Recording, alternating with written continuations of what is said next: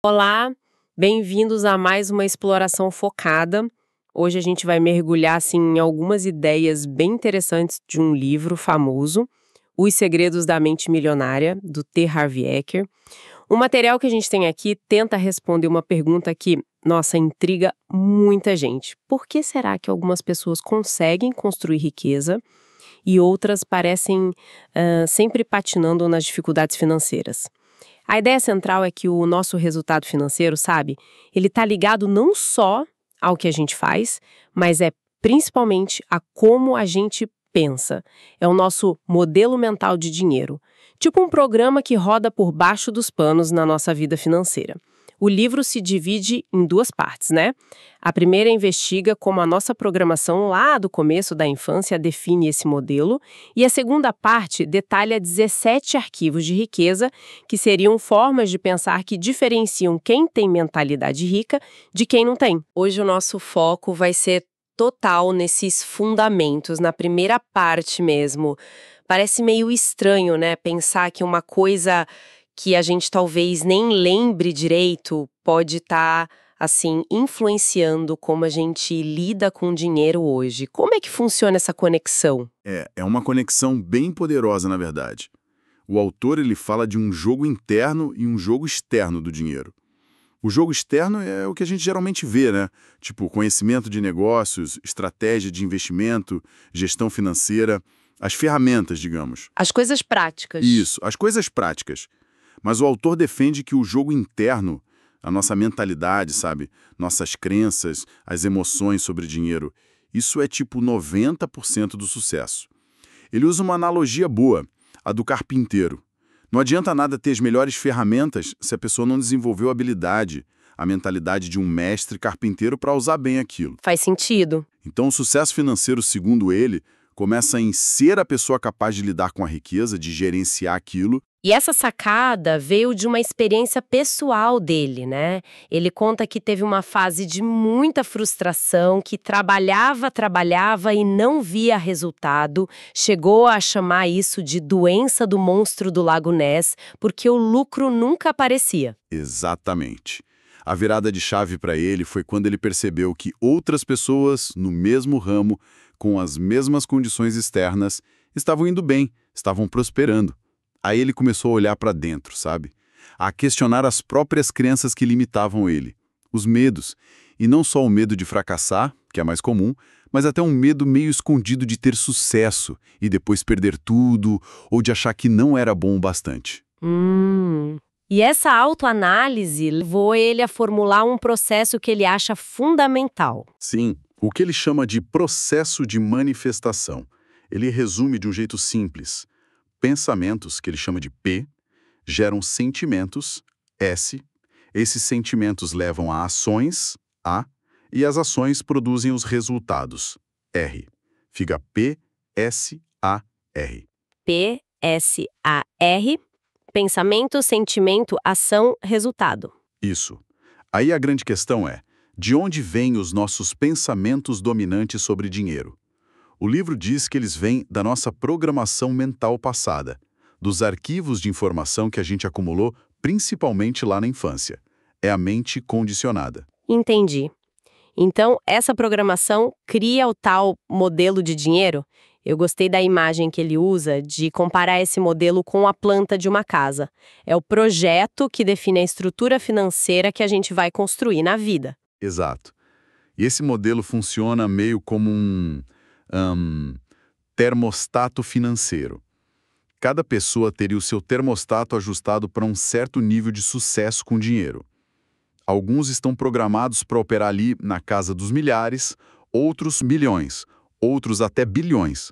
O exemplo que ele cita é o do Donald Trump, que mesmo depois de perder muito dinheiro, reconstruiu tudo rápido. Por quê? Porque o termostato dele estaria ajustado para bilhões. Para ele ter só 1 milhão, seria tipo se sentir um fracasso financeiro. Nossa.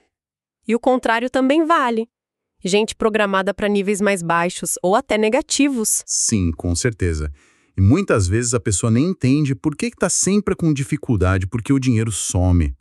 O autor até menciona uns dados, embora não detalhe a fonte ali na hora, mas que sugerem que tipo 80% das pessoas nunca chegam na liberdade financeira que gostariam ou não se sentem realizadas de verdade. E ele conecta isso direto com essa programação interna, que segura a pessoa naquele nível do termostato. Faz muito sentido pensar nisso como a relação entre o que a gente vê e o que a gente não vê. Tipo, as raízes de uma árvore, né? Que estão escondidas, mas determinam como vão ser os frutos. A situação financeira seria o fruto, o resultado visível, mas as causas são internas, invisíveis. Perfeito. É exatamente essa a ideia. O livro trabalha com 4 níveis: o físico, o mental, o emocional e o espiritual. O mundo físico, onde o dinheiro aparece, seria só uma impressão dos outros. Então, para mudar o resultado financeiro, que é físico, tem que mexer nas causas, nos programas mentais, emocionais e até espirituais ligados ao dinheiro. A mudança externa começa dentro. Ok, então como é que essa programação inicial, esse software financeiro, é instalado na nossa cabeça? O livro fala de 3 fontes principais, né? Isso, 3 influências principais. A primeira é a programação verbal. É aquilo que a gente ouviu repetidamente sobre dinheiro na infância, principalmente de pais, professores, figuras de autoridade, sabe? Tipo, Frases como: dinheiro é sujo, rico é tudo ganancioso, não temos dinheiro para isso não é pra gente como nós, dinheiro não dá em árvore. Essas coisas, ouvidas muitas vezes, viram quase que verdades lá no fundo. fica gravado, né? Fica. A segunda influência são os exemplos ou modelos. O que a gente viu nossos pais ou responsáveis fazerem com dinheiro. Como eles gastavam, guardavam, falavam sobre dinheiro abertamente ou era um assunto proibido. Brigavam por causa de dinheiro. O autor contou uma história engraçada, não sobre dinheiro, mas que ilustra bem. Uma mulher que sempre cortava as pontas do pernil antes de assar. Aí perguntaram por que ela fazia isso. E aí? Ela disse: porque minha mãe fazia. Foram perguntar para a mãe. A mãe? Porque minha mãe fazia. Só quando perguntaram para a avó é que descobriram. A panela da avó era pequena demais. Ah! Que ótimo exemplo. Pois é. Mostra como a gente repete padrões, inclusive financeiros, dos nossos pais, sem nem questionar se aquilo faz sentido para a gente hoje. Nossa, total. E a terceira fonte? A terceira são os episódios específicos. São experiências pontuais, mas que tiveram uma carga emocional muito forte, ligadas a dinheiro, principalmente na infância ou adolescência. Um evento marcante, seja bom ou ruim, pode criar uma crença muito forte e que dura a vida toda. E o impacto disso tudo pode ser gigante, né? Moldando as nossas escolhas sem a gente nem perceber. Tem uns exemplos no livro que deixam isso bem claro. Sim, são muito bons para ilustrar. Por exemplo, ele conta a história de um cara, o Stephen, que a mãe sempre falava que rico era ganancioso. Resultado, inconscientemente, ele se sabotava para não enriquecer, porque no fundo ele não queria ser mal aos olhos da mãe, ou não queria arriscar perder a aprovação dela. O subconsciente muitas vezes coloca essa necessidade de pertencer, de ser aceito, acima da lógica ou do desejo consciente de ter mais dinheiro. Isso mostra bem como a programação verbal e os modelos podem andar juntos. E os episódios específicos, eles também são assim tão fortes? Muito fortes. O livro dá o exemplo de uma enfermeira, Josie.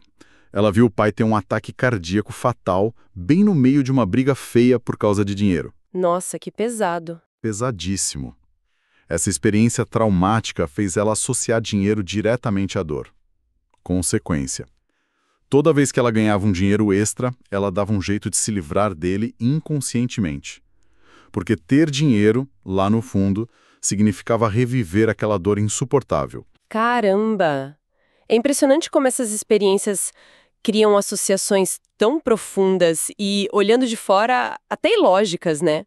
E até o jeito como a gente aprende para que serve o dinheiro pode ser programado. Exatamente. O próprio autor conta que teve um conflito sobre isso no começo do casamento dele. A esposa tinha aprendido na infância, numa situação específica com o pai dando dinheiro para ela comprar um sorvete, que dinheiro era para ter prazer imediato. Compra o sorvete agora. Isso. Já ele viu o dinheiro como um jeito de acumular para ter liberdade lá na frente. Eram programações totalmente diferentes sobre o significado e o uso do dinheiro, sabe? E isso criava briga. Claro, até eles conseguirem trazer essas crenças escondidas para a luz e conversar sobre elas, alinhar as coisas. Uau, fica bem claro o peso dessa programação toda. Mas, assim, a boa notícia é que o livro não deixa a gente preso nisso, né? Ele propõe uma saída, um jeito de mudar esse modelo de dinheiro. Sim, e esse é o ponto crucial da mensagem. A mudança é possível sim. E ela passa por um processo de 4 passos que ele descreve. Primeiro, conscientização. O primeiríssimo passo é você perceber qual é a sua programação atual. Reconhecer os pensamentos, os medos, os hábitos que você tem sobre dinheiro. Não dá para mudar o que a gente nem sabe que existe, né? Certo, tomar consciência. Segundo, entendimento. É entender como essa programação se formou. Sacar que essas crenças e padrões vieram de fora, que foram aprendidos, que não são quem a pessoa é de verdade. Entender a origem. Terceiro, dissociação. É se separar dessas crenças do passado. Reconhecer que aquele jeito de pensar é só um registro antigo e que agora existe a escolha de manter ou largar aquilo. A pessoa não é a programação dela. Ela tem uma programação. Entendi. Vê de fora. E quarto, recondicionamento. Esse é o passo ativo. É instalar novos arquivos mentais, novas formas de pensar e agir que estejam mais alinhados com os objetivos financeiros que a pessoa quer. É aqui que entram aqueles 17 arquivos de riqueza que ele detalha na segunda parte do livro. Então, a chave é, primeiro, trazer para a consciência o que está lá no fundo, entender de onde veio, perceber que não é uma sentença para sempre e só aí começar a reprogramar de fato. É tipo aquela metáfora do cara no penhasco, né? Precisa soltar a corda velha para poder agarrar a nova e subir. Exatamente isso. E um ponto fundamental nesse processo todo de mudança é assumir a responsabilidade pela própria vida financeira. O autor faz um contraste bem forte entre a mentalidade de quem se vê como autor da própria vida, eu crio a minha própria vida, e a mentalidade de vítima, ai, pobre de mim. E como a gente identifica essa mentalidade de vítima? O livro dá umas dicas? Dá sim. Ele aponta 3 comportamentos bem típicos. Primeiro, a culpa. A vítima culpa tudo e todos pela falta de dinheiro. A economia, o governo, o chefe, os pais, o cônjuge, os sócios, até Deus. Nunca é responsabilidade dela. Sempre o outro. Sempre. Segundo, a justificativa. A vítima racionaliza a situação com frases tipo dinheiro nem é tão importante assim. Tenta se convencer e convencer os outros de que não ter sucesso financeiro não é um problema de verdade. Tipo uma defesa? É. E terceiro, a reclamação. A vítima vive reclamando de tudo. O foco está sempre no que está errado.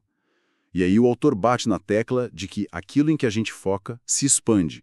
Então, se a pessoa está sempre focando nos problemas, na falta, ela acaba atraindo mais disso para a vida dela. Essa ideia de que reclamar atrai mais do mesmo é bem forte. Ele até sugere um desafio prático para tentar quebrar esse padrão, né? Sim, é um desafio interessante. Passar 7 dias seguidos sem reclamar de absolutamente nada, nem em voz alta, nem na própria cabeça. 7 dias. Parece difícil. É um exercício, né? O objetivo é a pessoa tomar consciência do quanto esse hábito de reclamar pode ser frequente e automático. E aí começar a mudar o foco, do negativo para o positivo, das dificuldades para as oportunidades. É um jeito de começar a reprogramar a mente através de uma ação consciente. E isso se conecta totalmente com a ideia de que a nossa programação interna cria a nossa realidade externa. Se a programação é de vítima, focada na culpa, na justificativa, na reclamação, os resultados financeiros tendem a refletir isso. Perfeitamente. A mudança começa quando a gente reconhece esses padrões e escolhe conscientemente ter uma postura diferente. A de responsabilidade. Assumir que está no comando da própria vida financeira, mesmo que as coisas lá fora não estejam perfeitas. Essa mudança de postura interna que, segundo o livro, abre a porta para resultados diferentes lá fora. Então, para a gente fechar essa primeira parte, nossa vida financeira é muito influenciada por um modelo de dinheiro interno que a gente forma lá na infância por causa do que a gente ouviu, do que a gente viu e das experiências que a gente teve com o dinheiro. Isso. Programação verbal, exemplos e episódios específicos. E o caminho para mudar isso passa por reconhecer essa programação, entender de onde ela veio, se dissociar dela, tipo, isso não sou eu, isso foi algo que aprendi, e aí começar um recondicionamento consciente. E um passo fundamental nisso é assumir a responsabilidade, sair da postura de vítima. Exatamente. Essa é a base de tudo que ele constrói depois. Entender esses mecanismos é o primeiro passo para quem quer de fato transformar a relação com o dinheiro e os resultados que tem. É entender as raízes para poder, enfim, mudar os frutos. O livro defende muito que, apesar da programação passada ser forte, ela não precisa ser um destino que a gente não pode mudar. Isso deixa a gente com uma reflexão bem forte. Se essa programação da infância é tão impactante e muitas vezes a gente nem percebe, qual será que é aquela crença específica sobre dinheiro? Talvez algo que a gente ouviu muito ou viu acontecer repetidamente quando era criança, que ainda pode estar ali quietinha, operando no piloto automático e limitando o potencial financeiro de alguém hoje. É uma ótima pergunta para se fazer. Identificar essa crença específica pode ser o primeiro passo crucial nessa jornada de reescrever o próprio modelo de dinheiro. Fica aí o convite para essa autoobservação, para essa tomada de consciência.